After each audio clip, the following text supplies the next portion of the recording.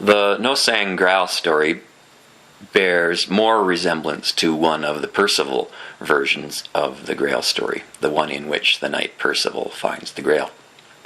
He has to go to the place of the wounded king figure, the Fisher King. His problem is that his fertility is impaired, the Fisher King's fertility, that is. And this is symbolized in the accompanying wall painting, which is Victorian age, a few years earlier than Dracula, but roughly the same time.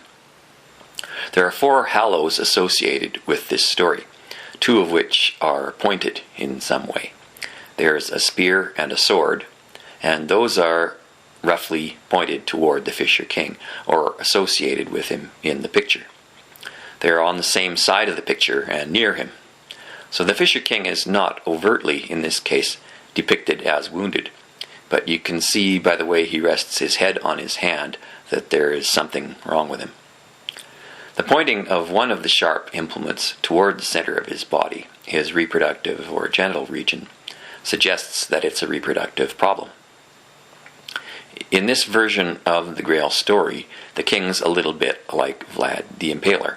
He's someone whose suffering depends on the absence of conversation, on having nobody to ask him what's wrong with him, who the Grail serves, and what it means.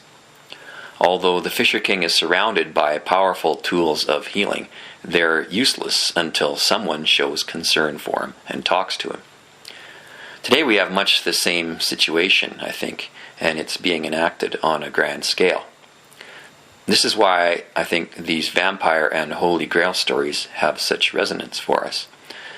We're facing the possibility that these sorts of healings could become physical reality.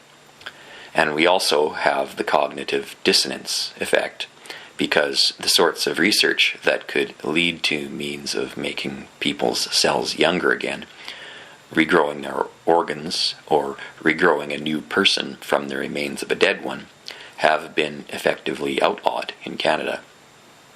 Under the Assisted Reproduction Act, cloning and its close relative, chimerism, have been outlawed, and anyone trying them is subject to a fine and a prison term.